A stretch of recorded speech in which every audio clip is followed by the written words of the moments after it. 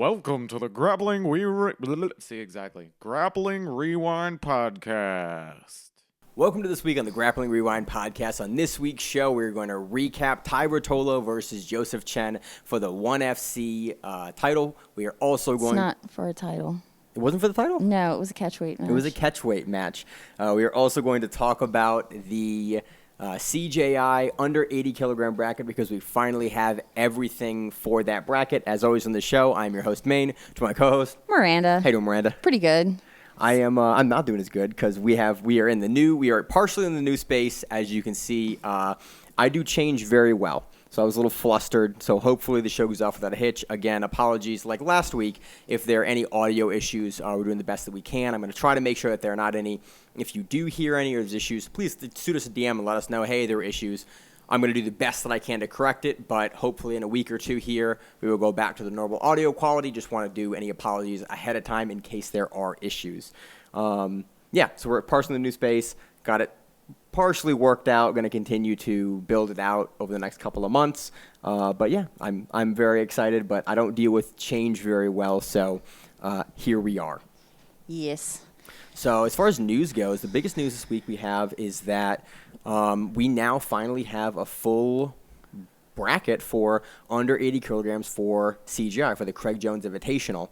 I think my one thought here is that an interesting kind of wrinkle to this is all tournaments, when you get close to the tournament, lose grapplers due to injuries and due to other issues like visa issues. We haven't had anybody pull out of CJI yet. No. I'm curious when that happens because basically...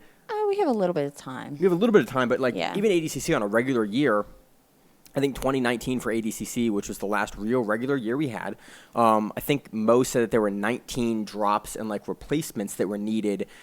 And that tournament was at that time without the third women's division was 98 grapplers. So you almost 20% of your grapplers changed from then. And again, that's a much longer lead out for that tournament. The other thing that's going to be weird is who are they going to pull in? That's my question is you're going to have drops. But for this much money, we're going to probably see less drops. But if you think about it, they're going to drop from CGI and then have to be pulled probably from ADCC. That's my other question. Is because Max Hernandez made but basically he got the call from Mo for ADCC on a Monday, and he got the call from Craig for CJI on a Tuesday, and he was like, "Look, I'm about that money," and so he basically had a day and then swapped over.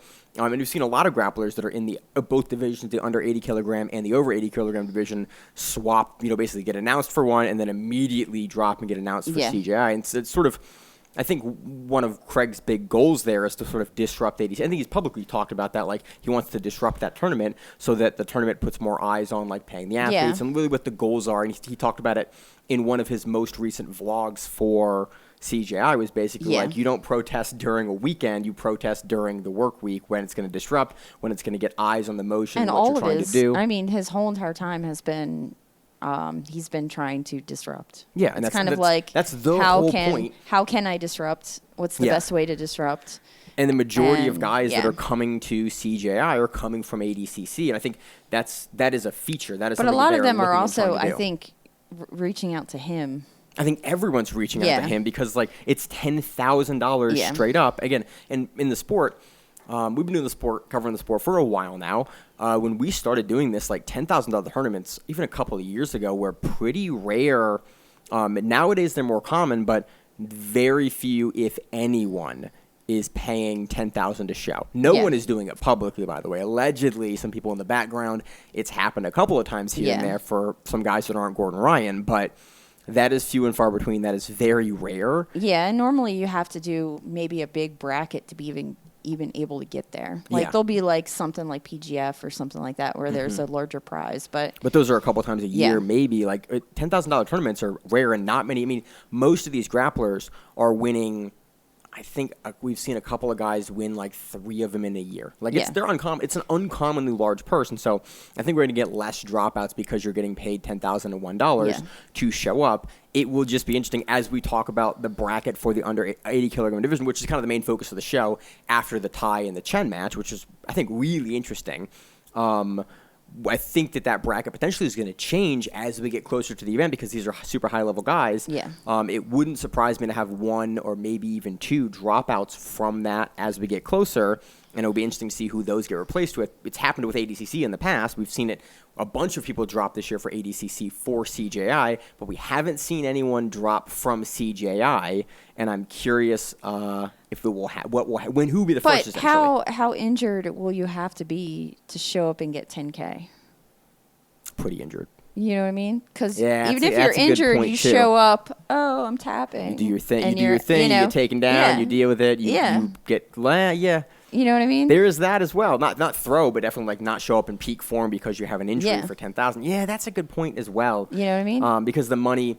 Because you're getting the show money. I mean, you see it like in the UFC all the time. Yeah. Guys talk about fighting injured. It's like, yeah, man, I got my show money and I knew I was injured. That's a little bit different too because the UFC will pay for your injuries. So like if you injuries have a blown knee and you go and you're like, I blew my knee in the fight, right. you know. And Justin Gaethje talked about it. He goes, I really hope he breaks my nose in this camp so I can get it fixed, Yeah. or in this fight so I can get it fixed. Yeah. And like notably, like he got in like one or two fights later, he got it broken Yeah. and got it fixed, and it was just a really funny turn of events for that. Stuff's expensive. It is. And most of these guys don't have real jobs. Nope. Or And I mean, I would hope not Yeah. at the highest level in well, athletics. you have Ardilla. Who's an who's an attorney. full-time attorney and Yeah. lawyer out of Atlanta. So that's the framework for today's show, is basically breaking down all the athletes we have in under 80 kilograms for the Craig Jones Invitational.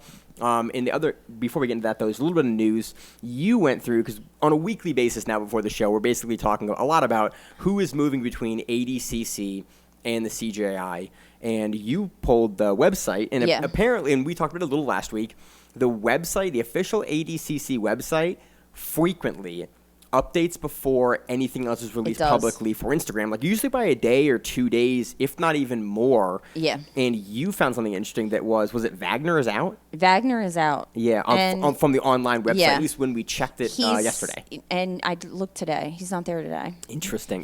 He was in under 88, and he's not there anymore. And then there was a post that looked like he had a fucked up ankle. Yeah, he was like a giant, like it was his leg is just like super swollen. But then there were pictures that were posted within like the last day of him training, and he didn't have anything on it, and it didn't look huge.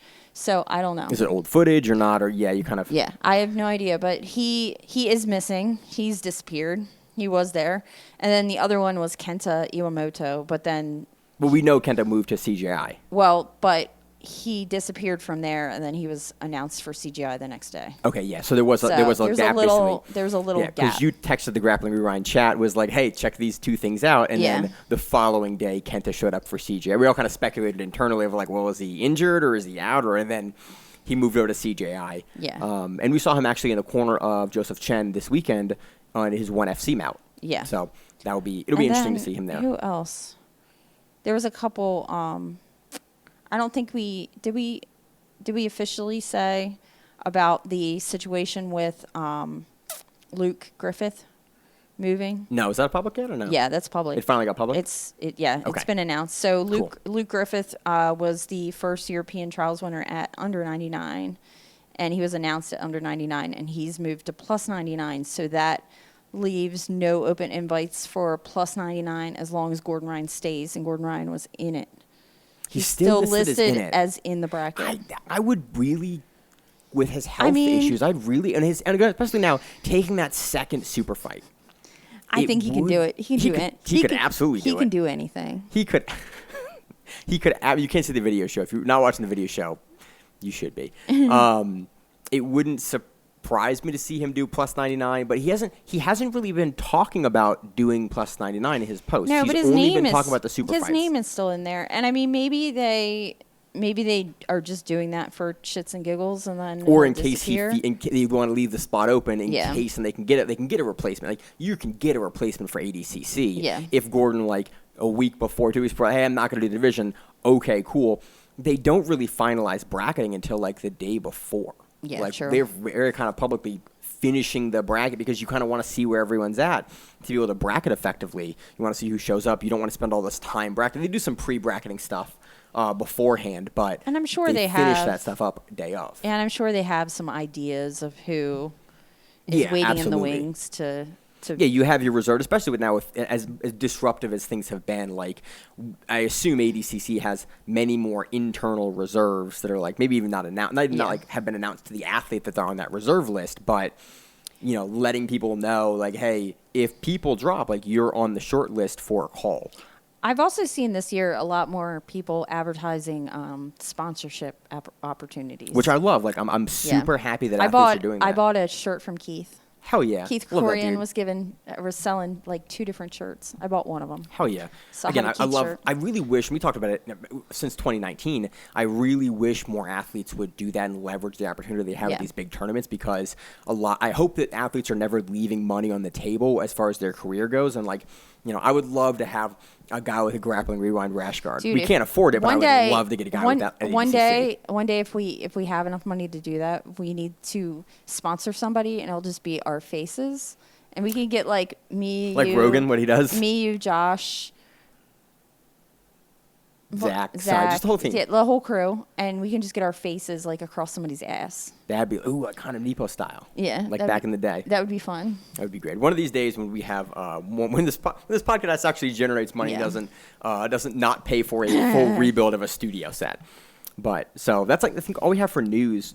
Do you want to move into the CJI, or do you want to talk about Tye Ruotolo versus Jozef Chen? What are your thoughts? We're already on CGI, so we should Okay. probably stay here. And you should talk about your information that you were provided by one of our people. One of our people? Yeah, one of the people, one of the guys from Stout said that yes. Oh, the yeah. Miata. The Miata thing is real. We were talking about it last week. So they're auctioning off Gordon Ryan's Miata raffling it off. They're raffling it off for a $50 donation to the Fair Fight Foundation. Right, which is really cool. Yeah. And I was like, is that real? And then I got like a message from somebody who knows the situation and was like, oh yeah, Miranda was right. That is totally real. I texted you. You're like, yeah, I knew it was real. They said it on the show. Yeah. And it was just very funny. I love getting DMs. I was just very funny to get like someone that went like, yeah, man, that's totally real. Well, She's and right then about that. so then they and it was funny because I talked to you right after I watched it on the Road to CGI like vlog thing, and CJI is so hard to say. And it is. And they were talking about it, and they were saying how I guess initially he wasn't really fond of selling this car. He didn't want to sell the Miata. He didn't want to sell the Miata. And he goes to, and they said Henzo Gracie, Pennsylvania, but it was actually Stout. Yeah. But they said Henzo Gracie, Pennsylvania, and he's like, I'll just text Henzo. We'll get Henzo to make a call. So Craig Jones Just texts text Henzo. And it's like, can you tell your boy to sell me his Miata? Because he's not driving it. And then Henzo thinks it's hilarious. So Henzo, I guess, gets in touch with his coach, and he buys the Miata. That's so funny. Like, I love that grappling is still this weird, like really grassroots. And then I had to sport. go back and look at how he got the Miata. So he won the Miata because, like, if you bought a piece of clothing from Gordon Ryan before ADCC last year, there was an auction, or not an auction, it was like another raffle. Yeah. And you won the Miata. And that was the guy. And then I went back, and there were a picture of this guy at Gordon Ryan's house with this Stout Fight shirt on. I remember this. With the Miata. Yeah, okay. And then he took the Miata. And so that guy still has the Miata. And so they contacted him and got it. And so they bought it from him. And Craig Jones bought the Miata from him. What a weird And so now sport they're we going to live in. raffle it off. And then the funniest thing is everybody's calling it Nicky Ryan's brother's Miata. That's really funny. Nicky Ryan's brother's Miata. That's so. We live in such a funny little. And then they were petty joking sport, around and I about love like it. if you won the Miata, you could just give it to Nicky Ryan. Be like, hey, Nicky Ryan, here's Miata. Here's your brother's Miata. That's so. I love how I love how this whole thing, this Well- car, there's no, this is just guys at the top level of the sport that are just a little too bored and have a little bit more money than they've ever had. And like, what's something dumb and fun that we could do because we can, because we're already at $3 million for this. Let's raffle off Nicky Ryan's brother's Miata. Yeah. Like, what a weird turn of events. So that's all real. Let's move into CJI before we get too off the rails here. I'm all flustered because I'm used to the old set with everything laid out and everything normal. We've changed how I like to do things. We now have a full bracket for under 80 kilograms. We do. And I had previously said this multiple times and said it wrong. Roberto Jimenez is under 80. I thought Did he move? I think he was Well, I don't know. I don't. No, because so Roberto Jimenez didn't have like the official CGI, like, you know, the poster with all the money in Yeah. the background. He never had one of those. He had one that was in Portuguese that came out, and then everybody was like, "Oh, Roberto's there," and they announced him, but they announced him with a different format, and it didn't say a weight bracket. Oh, maybe- and I okay, think that's we why. just went, he has to be plus 80. Well, because he was like 214 Yeah. at the World Championship, at the Nogi World Championship Yeah. for IBJJF when he won or got silver. He won the absolute, didn't he? Yes. Yeah. What He did No. very, very well in whatever. He won the his Nogi. division. I think he won his division, got second in absolute or something like that. Or it could be the other way around. He got second in his division. Did very well. He but- was much larger than we remember Yeah. him. And he was like 214 for that. Yeah. So it would be interesting to see him under 80 for this. So let me run through all of the names. I also love how CJI did this. If you haven't seen it, go to the Instagram for Craig Jones Invitational or CJI Official. They have some really great poster work that they're doing. And I love they have everyone's credentials here listed underneath their name. So we have Tommy Langacker, and I'm going to list just what they have listed to give people some context for why these people are notable and what they're what CJI is listing as their best accolades and accomplishments. And we've seen these guys for years. I think really they Some have of them. really hit the nail on the head There's with a couple. their best. Like, I guess we have seen them all. Yeah. Jason Nolf is the only one that if you don't watch Collegiate wrestling, the collegiate international wrestling, you don't wrestling. know who he is. Yeah. So we have Tommy Langacker. He's the IBJJF Nogi World Champion. Yeah. Very, very good. Multiple-time ADCC trials winner. He's We'll been on let Polaris. his shit break for money. Dude. Well, for not money, because he was doing for IBJJF. For no money, he lets his shit break. Polaris. No, it's Polaris. No, in the gi, Dante Leone yeah. broke his arm, Yeah, that was gross. and then he kept going. Yep. So So Tommy we- Langacker is a monster. Is a monster and will probably allow all of his stuff to break for $1 million. He's about it. We have Jason Nolf, another guy we've talked about a ton on the show. He's a 3-time NCAA wrestling champion for the U.S. Basically, that is our collegiate circuit. That is the biggest. That's the biggest, baddest collegiate wrestling tournament in the And he's from our Penn, country. and he's Penn State. Yeah, very, very good. Yeah. Very, very credentialed U.S. And he had his wrestler. first grappling match at I want to say it was like a Texas super fight. Okay. He won it. That's not crazy at all. And it wasn't bad. Like he Looked competent. he looked like he looked knew what he was doing. yeah, he looked like he knew what he was doing. And I know he's been doing a lot of seminars that are like wrestling for jiu-jitsu. So he's a smaller collegiate wrestler. So But he's under 80. But he's more technical than, let's say, Yeah. like somebody like when we're not going to cover plus 80, but when we cover plus 80 and we go into Pat Downey, like Pat Right. Downey is Powerhouse. a powerhouse Yeah. big man wrestler, Yes. and there's a difference in their how they Technical move. style with how yeah. they do. Yeah. We also have Lucas the Hulk Barbosa, 3-time IBJJF Nogi World Champion.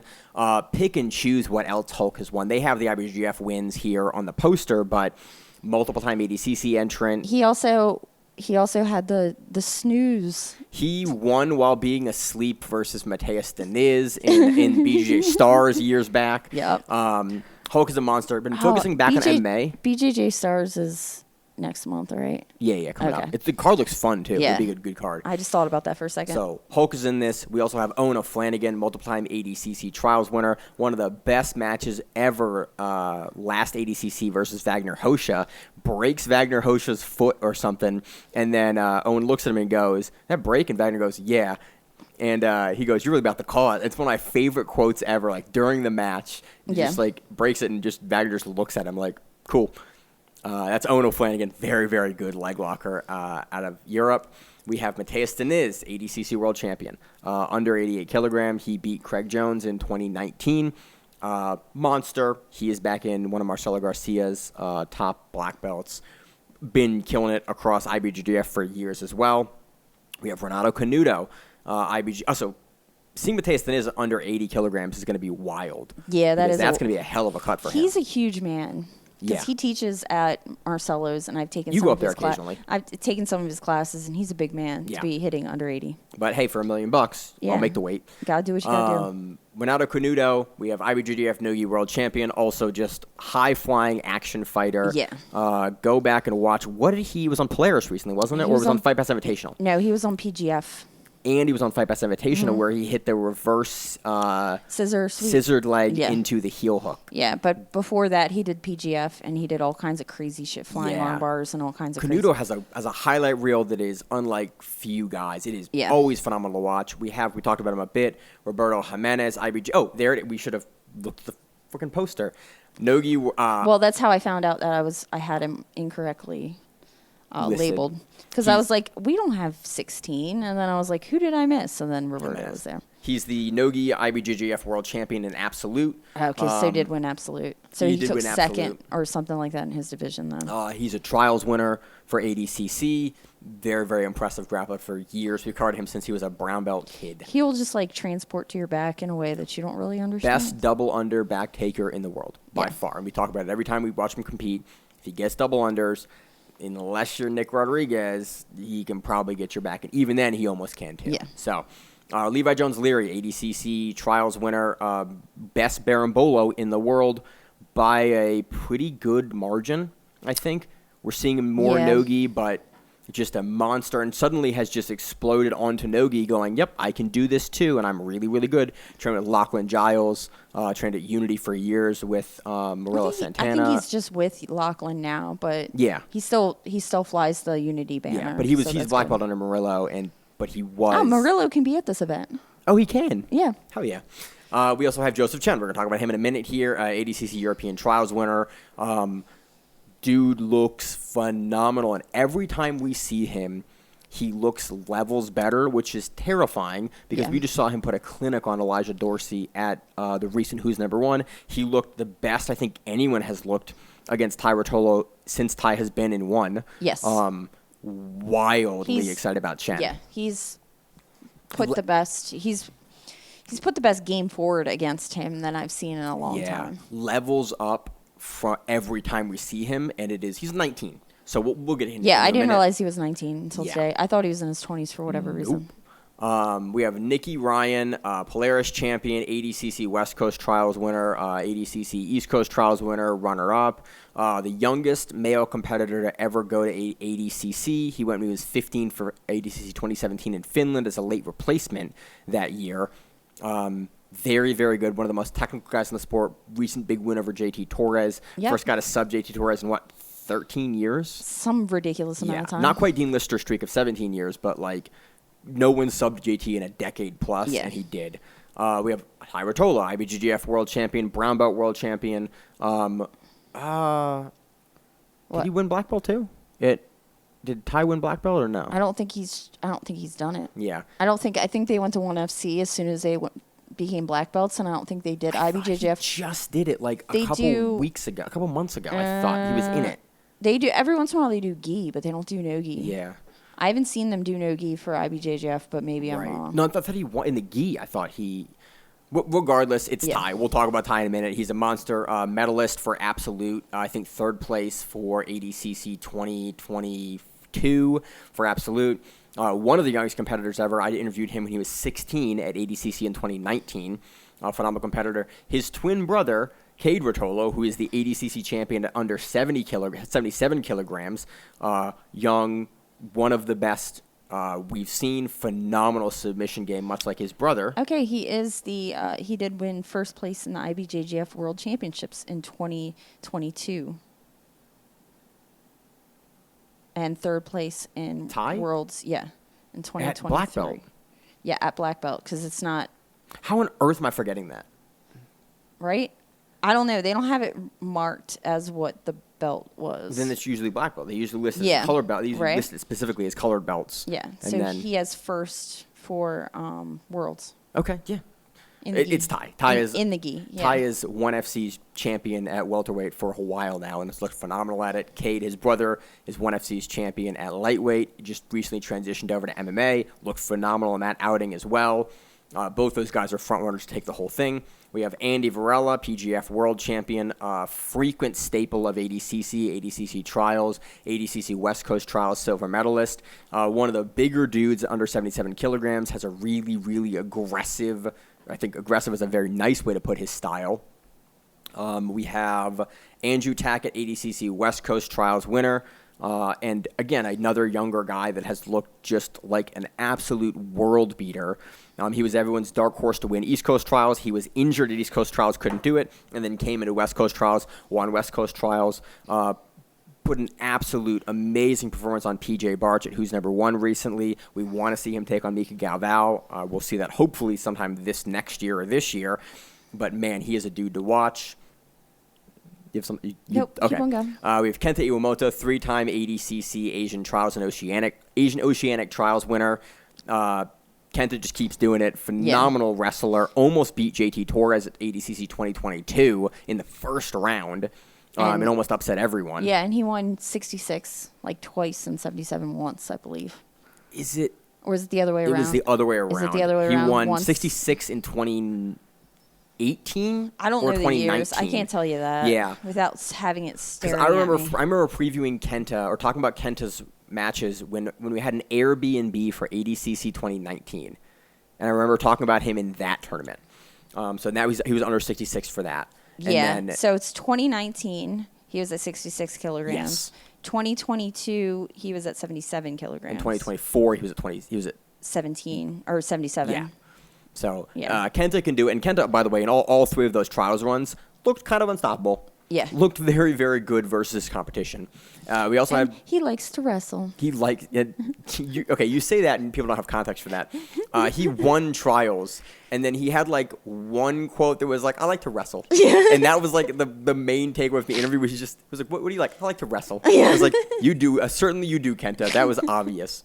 We also have the last person in the bracket. We have Majid Hage, ADCC Brazilian Trials runner-up, long staple of the grappling sport for a long time. And he's the people's champion. He's the people's champion. He also asked if he could wear his T-shirt and shorts. Mm-hmm. And Craig was like, let me check. And Yeah. then they were like, yep, it's good to go. And Majid was like, I'm Yeah. in for Craig Jones Yeah. Invitational. Majid also has probably the best baseball bat choke of anyone in the sport. His ginormous hands. Notably when he probably like 2015 or maybe 13. Yeah. Put Clark Gracie to sleep in the gi as like a brand new black belt. Everyone's like, who is this Brazilian kid, Yeah. Majid Hage? So that is who we have in CJI. That is what it looks like now.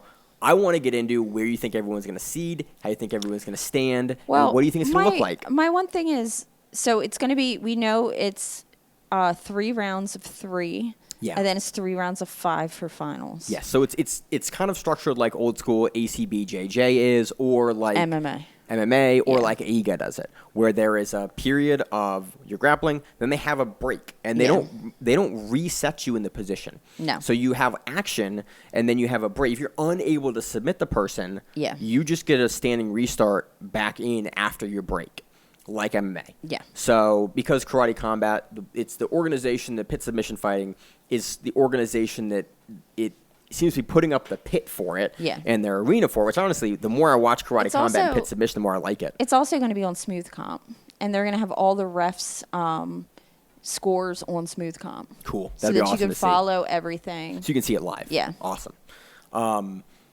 So that, in kind of a wrinkle here for this, it kind of makes me wonder how Jason Nolf is going to do.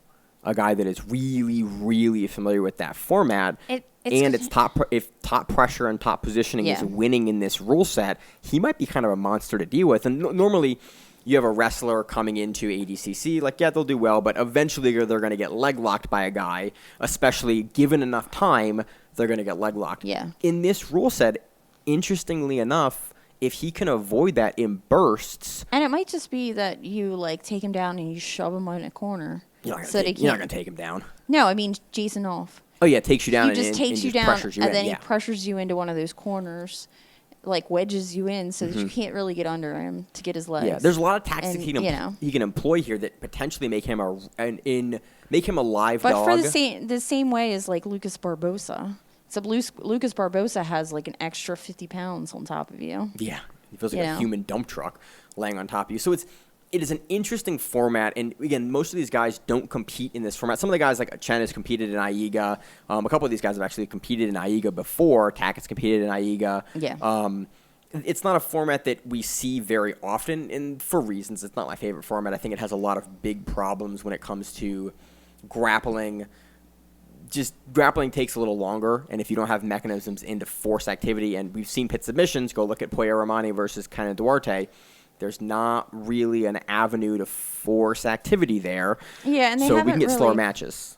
They haven't really also said what they're going to do about teammates, how Yeah. they're gonna do that. If you're going to take, because there's like 4 guys that regularly train at B team, are you going to put them at the 4 corners, and then bracket it out from there? Because that's the largest team that I can see, like as I look at it. Or are you just going to do? Are you going to rank it, and then you're going to do it by rank, or how are you going to bracket it? Yeah, it's Because if you do is it by interesting. rank, then you might have all of B team together somewhere. Right. Which, I mean... Interesting enough, those guys, I think we kind of talked about as another wrinkle in this division. All of the other guys outside of B team are all in separate camps. Yeah. B team is actually doing a Craig Jones Invitational and ADCC joint camp that Dima is running. Yeah. They are the only team that is doing a team-style CJI camp. And I think a lot of the other guys will have pulled and made their own because camps. there's only so many people that are there that are still in ADCC. Right. Which is like... You're under 66 guys. Keith. Yeah. Well, Keith's not a B team. Or not Keith, Ethan. Yeah, Ethan. My bad. Ethan. Because they were also talking about how they're gonna do for Saturday, how they're gonna do coaching. Right. Because they're gonna be at 2 events at once. Right. It is an interesting wrinkle, but I think it's interesting that the B team guys are going to have a huge leg up. I guess Owen Jones is also technically B team right now. He's B team. Yeah. I think it's interesting because the CJI, the only guys that really are going to have an intimate understanding of the rule set are going to be the guys at B team. So I think, and they're only guys that are doing a specific camp with that knowledge.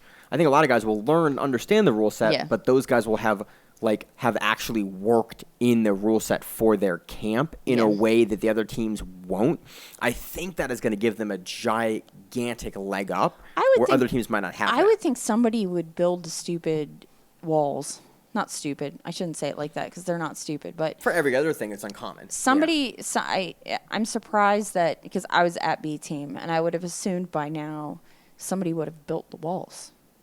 Yeah, just like so you get a chance to see it. Kind of like you do a cage wall, where you just do a cage wall on the one side if you're going to fight MMA. So you're used to how a cage operates. And feels and bounces and you can move off and it and work off of it. I'm surprised that no one's done that.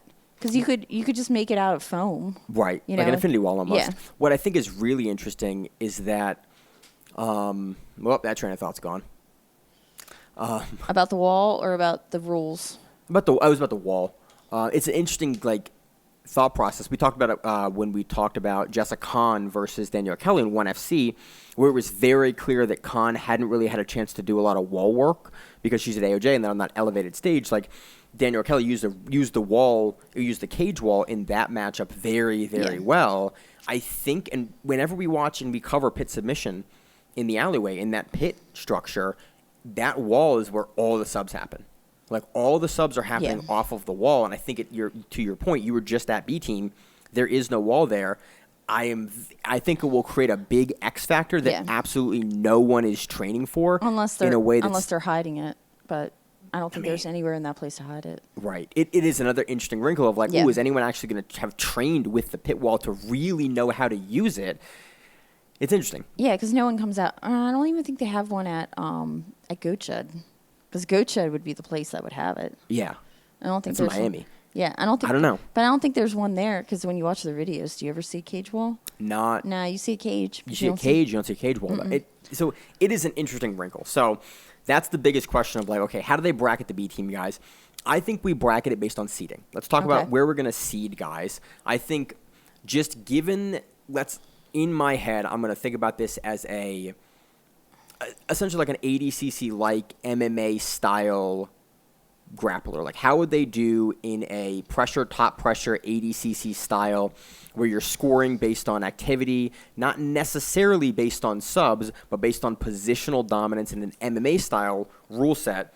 I think Varela's a monster in that rule set. I think Tye's a monster in that rule set. I think Hulk is a monster in that rule set. Deniz is a monster in that rule set. The other guys are really, really active and entertaining and fun.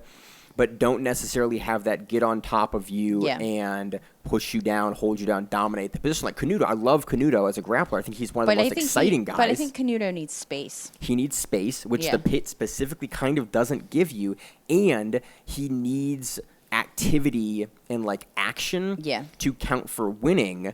And activity isn't necessarily like a criteria as we understand it for pit submission. So it's like, I think that'd be really hard. Levi Jones-Leary, if he can get your back and bolo you, Yeah. I think absolutely people in MMA in the scoring set will see that as dominance and see that as winning. But we saw him go against Mateusz Szczecinski. Yeah. And Szczecinski stalled him out the entire time. So I don't think we've also seen very few people like Szczecinski, end of list, really be able to. Did Yeah. Szczecinski and who else stalled him out? PJ Barch just double legged him. Yeah, and then, just wrestled him. And then destroyed him. But I think a guy like Andrew Tackett with, again, good wrestlers like Kenta and Andrew. He wrestled him and then went after his legs and heel hooked him. That was how Right. that ended.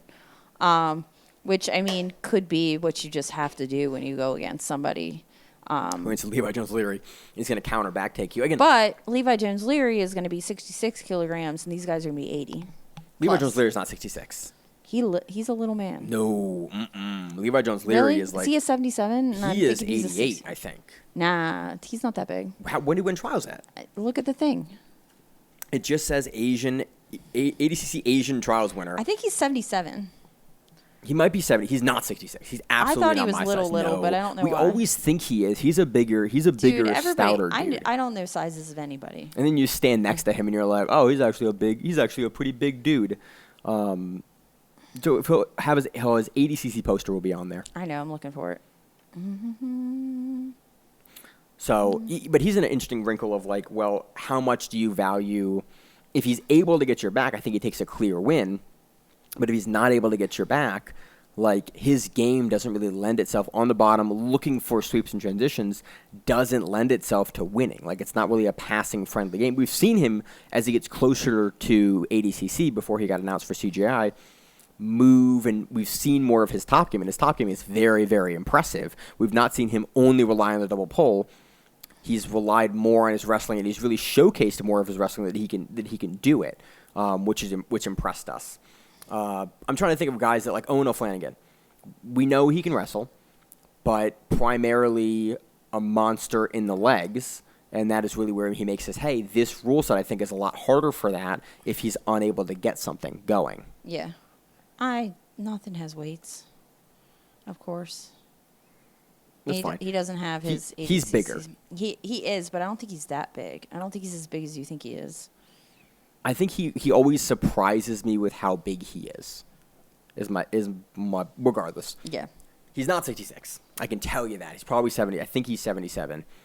Because I'm trying to think of who he beat in the finals for trials. I'll have it on BJJ Heroes. That's a good point. I'm looking. 170. 170. Okay. So that's 77 kilos. 'Cause that's under 169. Yeah, 168, 170. Okay. So my thought of like who your corners are going to be, who your top seeded guys are going to be. You want an under 80. You're going to want guys that are big and have a very friendly style. I think you have to put your two champions on there for ADCC. You have to put Matheus Danez on the corner, even though he's not a current champion. He's a former champion. Okay. And then you have to put Tye Ruotolo. Okay.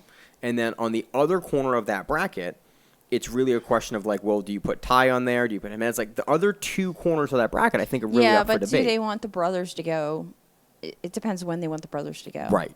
Because if they want the brothers to go early on, or do they want the brothers to? Or you think spectacle, main event? Do you want to have them as your $1 million brother fight? Which honestly, if you're doing it, I think we've seen them fight for it before.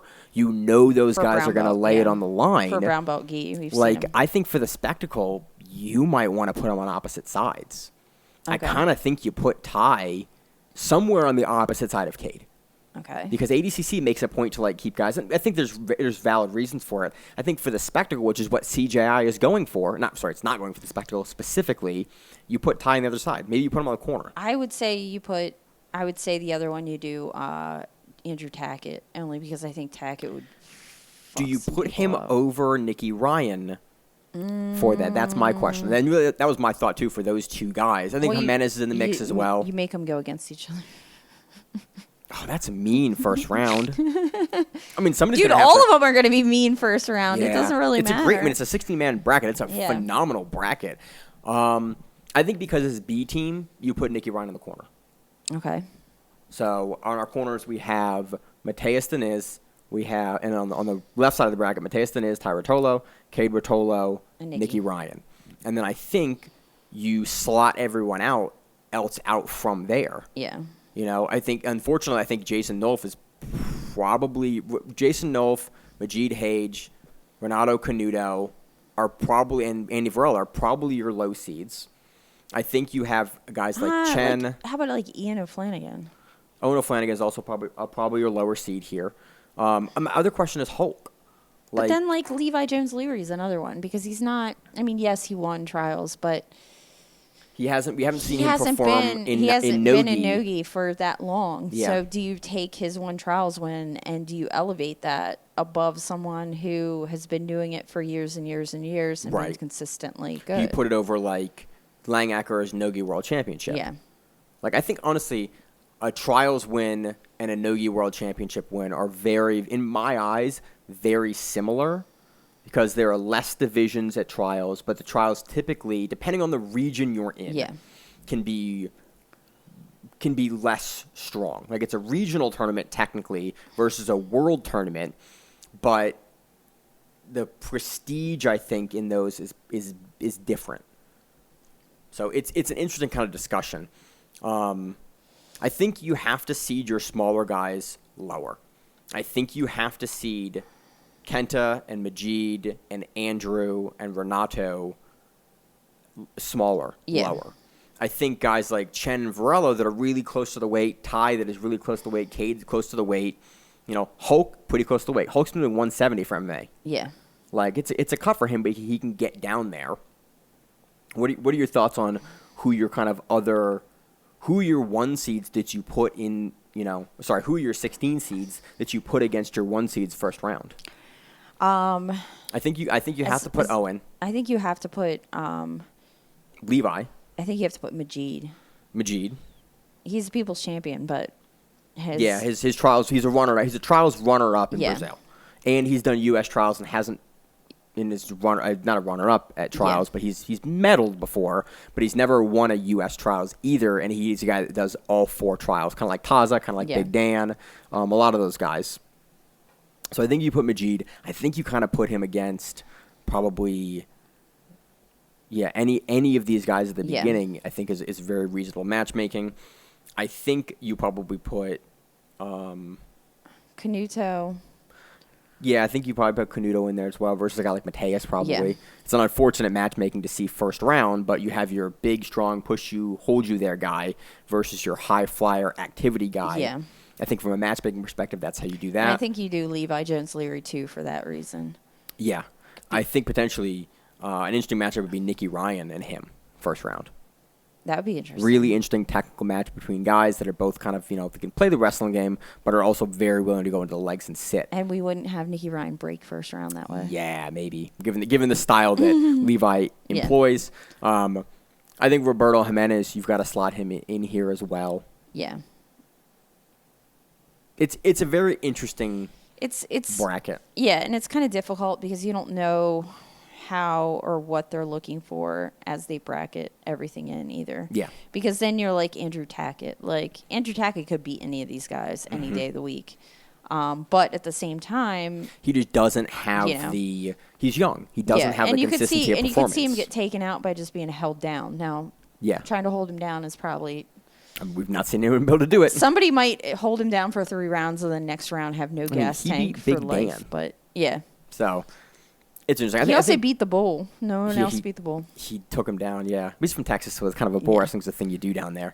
I don't know. I think it's interesting. I think those are your quads. I think we've kind of beat this into as far as I want to go into it now without some more information. I think we'll probably circle back to this as we get closer at the end, but it's fun. I think it's a very interesting bracket to talk about. We'll need middle brackets as well, middle people in those that are on the corners. I think that's probably the easiest thing to fill up. But I think we move on to the recap of 1FC, the catchweight. between Tye Ruotolo and Jozef Chen. Yes. So this one, I keep on double checking to make sure they don't give up who the Mikey Musumeci super fight's going to be. that'll be exciting. We're about to see him versus Cade coming up in September. That's coming up really soon. And that's going to be on a 1FC card too. So we'll go right into the 1FC then. Yeah. This match at the beginning was slow, but I was really impressed with the way that it's a game we see from Tye. I wasn't really impressed with it. We see a level of consistency for Tye. This is how he does. He does double collar ties on the head. He kind of keeps pulling Chen's head down. Chen's doing a great job. Yeah. Chen is consistently getting to the underhook, consistently getting under the elbow of Tye. And he gets a really good hand positioning and really good hand fighting the entire time. He's looking for a slide by. Yeah, the whole time. It seems like that's what he's looking for, or he's looking for double unders, that inside trip he hit on Elijah Dorsey. Yeah, but recently. it seems like he was trying to get a couple different takedowns moving. He got a slide by slightly. Kind of started. Kind of. And then, as a counter, a little later, we saw Tye hit him with essentially try to hit him with a Harigoshi. Yeah. Gets him almost all the way down that outside trip, throws him down. The whole sequence is like 4.5 seconds, and then Chen is immediately back up, and they're immediately back into the wrestling. But what actually does get it to the mat, I wish we had a better camera angle for one here on this, is just a really clean kind of turn the corner double leg. Blast double. Yeah, that Tye hits sort of into the ropes to prevent Chen from being able to sprawl back into it. Gets it down. Chen doesn't make any effort to stand back up. And then we see, first of all, Chen has leg tattoos, which I didn't realize because we always see him in spats. And then we see just beautiful guard work from Chen the entire time. And he tries to get the coyote sweep. But coyote guard sweep. But he kind of sweeps him into the side of the ropes. The partition a little bit. Yeah. And also Tye, once that happens, once the coyote guard gets set up and that coyote guard sweep happens to the side, you see Tye adjust where he's sitting in Chen's guard to try to leg weave past him. Yeah. And then you see what I love about Ruotolo's game and his guard passing, especially in this match, because Chen is so flexible and has such a dynamic guard that he's willing to not just sit and play. He's willing to do stuff with it. Well, and he's also playing a very supine. Is that the right position? On your back? Yeah. Yeah. Supine guard as opposed to we watched this before the show. An upward seated guard. And you brought this up as a tactical choice that Chen had made. Yeah, to play a supine guard so that he could grab what's it called? A darce. Because if you start trying to wrestle up and you start trying to get up, he's going to go after your head. We've seen him do that to a million different people. Cade so we know and Tye will jumping darce you frequently. And so the entire match we see Chen playing from flat back up. They call it a butterfly guard at one point. I think, honestly, some pieces, we saw Chen playing a double knee shield guard up the center. I've never seen that shit before in my life. It's really uncommon. Usually what you'll see guys do is you'll play that momentarily as you elevate and someone stands up wide beneath you, and then you'll go to single leg X, you'll go to X guard. Interestingly enough, Chen decided to not go to either one of those and looked to get Ruotolo's leg over. He didn't shoot his leg through. He was going for K. Yeah. He kept on trying to go after K guard, grab the leg, pull the leg under, kind of invert under, go after the legs. He really is never able to get it until the last. There's one sequence with 15 seconds left where he gets there, he shoots on a leg, Tye immediately kind of running man's out, pulls his leg out, and it was the closest submission for Chen. I think if we back up a little bit, there's one time that he gets to it, he goes over and Tye counters it with a wedge, back wedge. Oh, that was and beautiful. Almost bolos him. Yeah. This is you talked about Nicky Ryan doing this a lot. He does the back wedge bolo because I've tried to do this shit. I cannot do it. I have tried it so many times. I try it when I'm rolling, and I probably look like the biggest idiot in the world because I just flop. Then I'm like, oh. It is one of those things that somebody shows me to do. I can immediately do it, and then as soon as we get into rolling into rounds, it's something that just never crosses my mind to go for it. One day I'll go for it. But Tye, it was amazing. I thought. In this sequence, I thought Chen was going to get Tye's back. I was like, wow, he's able to turn him over. Yeah. He's able to counter bolo him from the De La Hiva hook over. He turns Tye's hips down. He starts to get his back. And then Tye shoots out, counter bolos him, and then looks to pass off of that. Chen gets his legs back. That was, in my eyes, the most interesting technical sequence of the match was just you saw the levels to Chen's game, and then you saw the levels to Tye's counter game of wow, he was that far into that sequence, and you still had an effortless counter to get away from that, to avoid him taking your back, to get off to the side.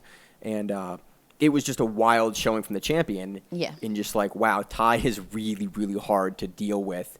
We saw as well in this match, and most of the match was Tye trying to pass and Jozef Chen trying to go for the legs for the K-guard or for a couple different like variation entries, but really not being able to. We saw way more combination leg pin passing when we're seeing more of like earlier in Ruotolo in their brown belt and black belt games, and even in their blue belt games a little bit. We saw them doing like stomp passing. Yeah. We've seen them now be way less aggressive with using that. Now just using the leg to pin, and they pin and control with their feet. Yeah. They'll like put the ball, their instep of their foot on your leg, push it down, and then like open. And like the way that Tye is doing it now, it seems like they've had a system of leg pin passing for a while, but this seemed really, really controlled. Like Tye wasn't overzealous with it. He wasn't overconfident with it. He was just willing to play in those places a lot more and get low, pin the leg with his inside leg when he was kind of bent over, and look to pass off of it without letting Chen pull his knee to his body or loop his leg back around to regain the guard. I was impressed with both Tye's like willingness to continue to do that, and also Chen's inability to sort of figure out how to counter it. Yeah. It seems like a really, really good, unique style of passing that Well, we're because not it seeing a also- whole lot of guys do. Because it also, I mean, it keeps your hips flat, so you can't move your hips around, and you need your hips to be able to actually do anything. Right. So the fact that he was pinned and then he could still like get his top leg around and keep on keeping his guard, even though he would have that hip pinned, was something that I think I've seen very few people pull off and be able to do. It was a very impressive showing. Again, with the kind of passing that Tye is doing, Tye gets past almost everyone doing this style of passing. Like, very few guys can ever retain their, especially when you see him later, like, jumping by and throwing by and dropping his hips by and sprawl passing. Like, there wasn't a single pass that Tye was able to ever settle on Chen to get him through. But I think also Chen also kept his knees really tight. Yeah. So it was kind of like he was also even willing when to he invert. dropped, it was like he just kind of balled up and Yeah. kind of retained, and balled up and retained. And even when Tye would try to pass the north-south, Chen would just roll on his back, roll up, get his knees up, and then put his knees in front and then respin. Yeah. It was just, I think, 3 or 4 different times Tye gets around all the way, and then Chen just, like, has the space, turns in, inverts, gets there, and he seems to be a nightmare to pass. And I'm trying to think about the last guy we've seen pass Chen's guard and like really put him in a bad way. And I want to go back to see his Aiga matches to see if it happened there, because he was on Acai Republic and they didn't win that. I just want to go back and see again. That was a year ago.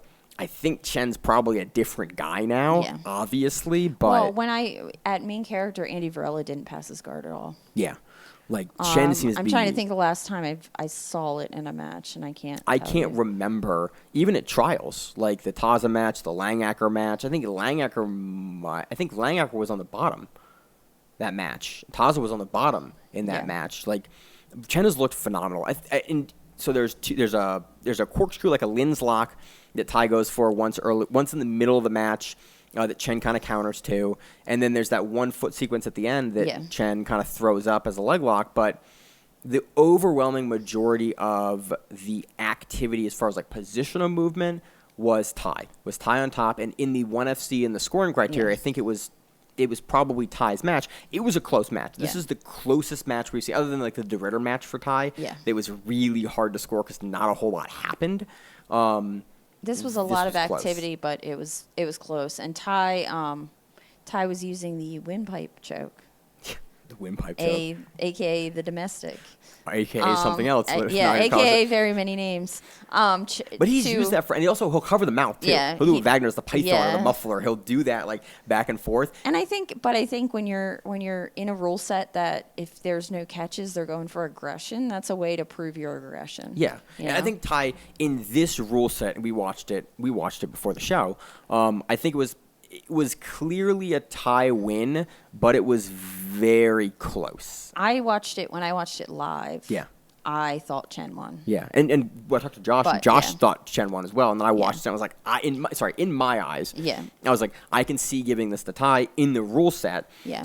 It's very close. But if you guys saw for Chen, like it was close. It was a really good match. It is definitely only because it's a really weird dynamic because you have to figure out like who was creating the activity on the bottom, and was it Joseph that was creating it, or was it Tye? I don't think that's a criteria, and once an ADCC yeah, criteria. and that's the problem. Yeah. It's not. We go between so many different rule sets. You have to remember. Well, it's and like I even wrote it down. Like for 1FC, they go by it's sub, and then after that it's sub attempts, and if no sub attempts happen, then it goes to aggression. Right. So it's like. I mean, I think Tye on the top. I think it's far easier to be an aggressive passer than it is aggressive guard player. Yeah, and I think it's an MMA promotion, as we say, for some promotions that you get awarded special, bonus points for being on top. Yeah, and that's sort of their old school rule. And I think in another grappling promotion, I think at ADCC, this very much might go Jozef Chen's way. This goes to overtime. This might go to a second one in ADCC. Like this was close. Other than the takedowns, I think the takedowns in ADCC would clearly put this for Tye. But a lot of the guard sequences were kind of pushed by Chen. It will be really interesting if we see these guys go back against each other because they're both in the bracket for the Craig Jones Invitational. It wouldn't surprise me to see this go either way. Yeah, especially at the rate that Chen is like Tye is improving rapidly as well, but if him and his brother are making the jump over to MMA... But the other thing about the Ruotolos is you're not really seeing change. You're seeing the same exact game being played. Yeah. And don't get me wrong, they beat the crap out of everybody that and they're play. improving that game, but you're not seeing But you're seeing the same exact game. So if you have someone who...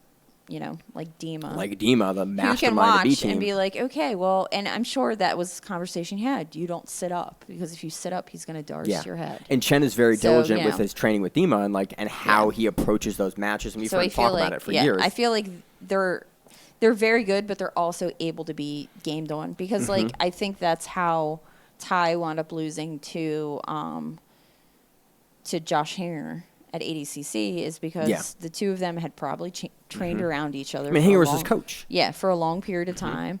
And Hinger knew exactly what Tye was going to do. What he was going to do. So it was like, oh, I forgot about that match. I have to use my man strength now. Yeah. And I have to put you out. And it's unfortunately, something that is, Yeah. I think it's a problem as well when you have a young champion that gets to the championship and then they're just defending. They don't necessarily get all that time to continue to kind of build as a challenger for as long as an adult. Like these guys were champions as children, but as an adult, like it's sometimes hard to add new tools as a champion. Well, and now you're having Jozef Chen, who's 19, and Tye is now 21. Which is crazy that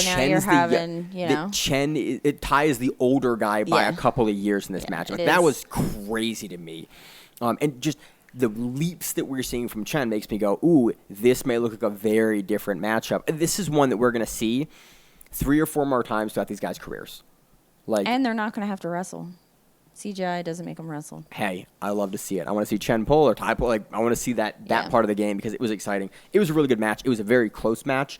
I think technically it was very, very interesting. It was slower at pieces, but I think we still learn a bunch from both of these guys. Every time we see Chen, I'm excited. I think he will take this loss kind of back to the drawing board, and I think we're gonna see continued development as he moves into CJI. I think we'll probably have a different strategy if him and Tye meet back up at CJI, which is interesting because I think, like you said, I think Tye's strategy will probably be very similar. Yeah. So, very interesting matchup. It was a lot of fun. It's on Prime. Yeah. If you are in the U.S. and have Prime. Yeah. If not, I'm sure you can go on Reddit and find it. Honestly, it's like I love watching 1FC on Prime. I love the production. I love how it flows. There was a match directly before this, and there was a gentleman who had literally the flattest face I've ever seen on a human before. That happens in fighting. It was flat. That happens in fighting a lot. Yes. You can look at guys' careers. I was talking about this with Simon. We were talking about a fighter, and we were comparing them. Were you discussing? I know exactly who it is, and I can't think of the name right now. It's definitely not the person you're thinking of. Oh, okay.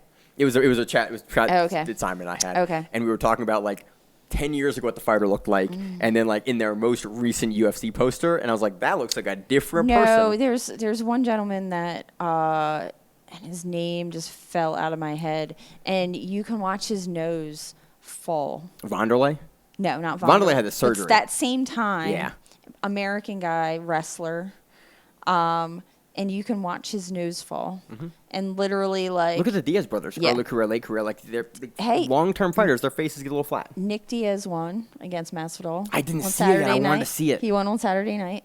Now, it was a boxing match. It was a boxing match, fight. and it was very close. And a lot of people are bitching that the California Commission probably threw it at Diaz, but, Hey, it's something. Diaz 1 through 5, or in boxing, however many rounds it was. He made $500K Good just for him. to show. Make your money. I These know. guys deserve it. Like, I want to see veterans fight, not frequently, but for a lot of money when they do. And fight other veterans and not YouTubers. Yeah, like Sonnen and I watch them fight YouTubers all day.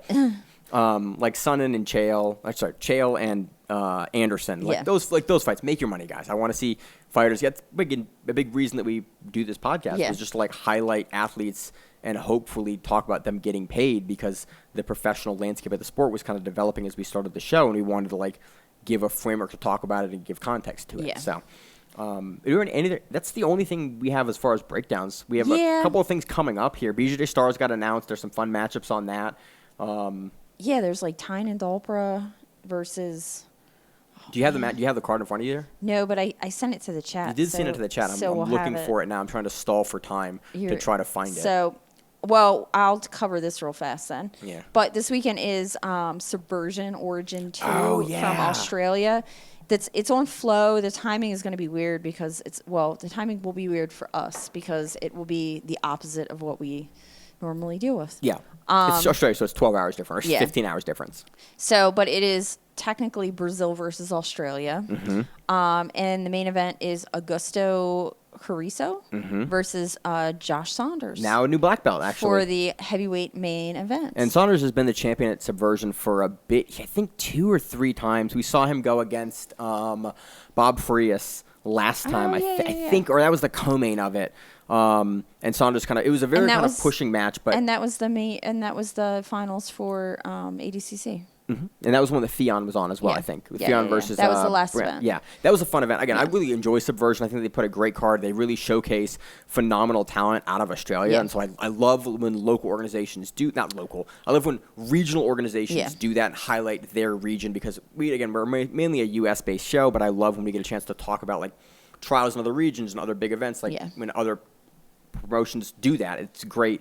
And Saunders is now a new black belt, so it will be fun to see him take the Gordon Ryan experience and level up his game now as a black belt, and it'd be cool to cover his first match as a black belt. And you also have Robert Deagle, who is representing Brazil. Yeah. Deagle hops around. He hops around versus Dan Orehek. Dan Orehek. You were less confident than I was. R-E-H-E-K. Orehek. Yeah. Sorry if I butchered your name. As per usual, sorry. And then we also names. have Robert Panofsky versus James Smith. James Smith he's an online PT guy that tells you, that guy. You're a piece of shit and you're fat. And how to make yourself he not like that. He has really good PT for BJJ. He does. Like specifically for BJJ. He's not big into that scene, but he has good stuff for that. Stuff that like makes sense, like don't beat yourself up over eating XYZ, do this kind of deal. He does a lot of that, but he also owns a nootropic energy drink called Neurotic, Newtonic.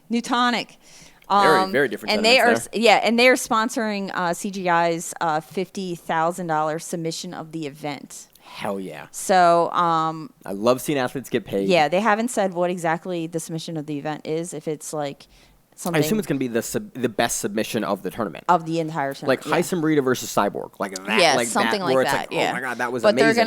They're gonna sponsor that. Cool. But he's also, I want to say he's a brown belt. Cool. James Smith is.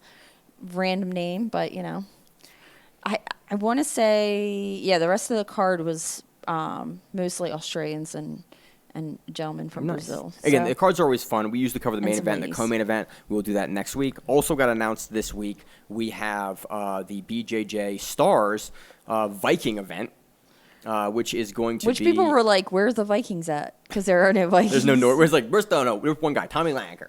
Tommy Lanker and Espen, main evented by Davi Ramos versus Mika Galvao. That will be phenomenal. I can't wait to see that. Mika Galvao that's a fun matchup for Mika. We also have the other thing I sent was they say who's in the gi and who's not in the gi. Oh, yeah, that was They nice. have it all written out. So Read through it, Miranda. you Let's do tell it. me. So you said Davi Ramos versus Miko Galval. Yeah. And that's in Nogi. Mm-hmm. We have Francisco Lowe versus Tynan Dalpra. And that's in the gi. That makes sense in the gi for both Yeah. those guys. We have Anderson Muniz versus Felipe Andrew. That's in the gi. Yep. We have Pedro Maya versus Danny Murasaki. That is in the gi. We have Felipe Machado and Diego Hayes, Baby Shark. You make me like go through them. Hey, I'm going in card I know, order. but they're not. They're not. They didn't give us in post order. They didn't do that. You said. We can scoot through. I'm guessing that could be either actually. Or I don't see. Oh, there we go. That's Nogi. Okay.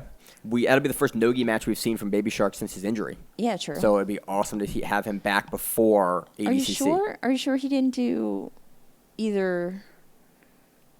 Who's number one or one of He's those? been injured. Oh, he did. He did. He was number one. I versus saw it. Shea. I watched him live. No, Yeah, I watched him live in Texas. He went against Felipe Andrew. Wasn't it Felipe Andrew? No, Fabrizio Diego- Andre. Fabrice, but it was No, Baby Shark. yeah. Right? Okay. You're right. I just saw him. I thought I just saw him because I remember seeing him live and being like, hey, that's that guy. Yeah. Also on the card, we have Hulk versus Sasaki Bahens. That's a Nogi. And then we also have a bunch of other a Yeah. bunch of other matchups that are a lot of fun. The Faith Silva versus Ingrid Alves. Assume that's also in the gi, and a bunch of others. But again, the BJJ Stars cards are always a lot of fun. BJJ Stars 13 Vikings coming up on the 3rd of August. Augusto. So Yes. that should be fun. Miranda, I got nothing else for the week. What should week look like? Any other news we forgot about? I don't think so. Yeah. Nothing surprising about my week. Your Nice. weeks are going to be very interesting soon enough. Yeah, I'm getting my black belt in 2 weeks. I know. Crazy, right? Yeah, it's been a Wild. while. Wow. That was fun. They got announced kind of suddenly. They got announced publicly suddenly this weekend, and I was like, oh, that's public now. Yep. So Everybody knows now. yeah, now I got to get that. I got to. What am I'm not gonna fix anything in 2 weeks. Just gotta keep training. So that's exciting. It's been a long time that I had been working towards. And you're going to get it. You're going to get it. So Yeah. you don't have to fix anything. Nah, I'll keep working, keep improving stuff. Just so. don't die and don't get put out like your brown belt. Yep, there was that. You know. Yeah, but that's fun. I'm prepping the new podcast studio is basically the main charge that I'm doing now. I'm exciting, preparing for the black belt stuff. I got to write a speech. That will be fun to do. You gonna write it? Like, Yeah, you're probably. gonna put it on your phone so you can read it. I'm just gonna probably memorize it. I'll probably write it and just memorize the thing okay. because I'm built That's different. something. I wouldn't do a I would like completely just wing it. Yeah, I might do like an outline I've had a lot of people just that to make sure that I want to make sure I hit certain people because I've had so many people that I've had huge pieces and touchstones on I hate calling it my journey to get that far. So like I want to make sure that I because have this all is those just the people. fucking beginning. You know, you're in the deep. I know. You've just been thrown into the I deep know. pool. And they're like, oh, cool, guess who's in division? Paul and me out. Like, oh, no, really? Like, he's Johnny Grippo. Like, oh, they're very good. You're like, I'm gonna do an IBJJF. No, I want to commentate. That's what I want to do. I know. I broke my back 4 years ago. I'm like, I'm a commentary guy now. So Yeah. it'll be fun. So that got announced publicly this week. That's exciting for me. Nothing's gonna change. I'm just excited to now have a little bit more credentials behind stuff I say. You get to be professor. Can we? No. Can we No. say you're Professor Maine Miller? Absolutely not. No? I do stuff at a university with their actual professors. It's just a translation of coach in Portuguese. That's just like, I don't like being called professor because Okay. it's just mistranslating coach. And Okay. now, especially working at a university, it's just like, no, a professor's like a guy with like a doctorate and like a degree that like teaches. Like in English, it has a huge different connotation. Yeah. I feel very strongly about that. But Okay. Good to know. Good to know. We now know more things. yeah, it is fun to say occasionally, but I got nothing else. Anything Nope. else? That's it. All right. So as always on the show, I'm your host, Maine. I'm co-host. Miranda. And we have the Grappling Miranda. So that, whatever it is, stay safe. If you like the show, please consider sharing it on Facebook with the folks at your gym. It's the best way that we grow the show, and we really appreciate it. You can reach out to us on email. We also have Instagram, we have Facebook, we have Twitter, we have Google Plus, Until that shuts down. we have a website. If you have an event you would like to have us cover, please let us know. If you have a name, like most people do, and you'd like to have us stop butchering it, Let us know. reach out to us. The show is also available on YouTube, Spotify, in addition to iTunes and every other podcast service. We very much appreciate your time, and thank you.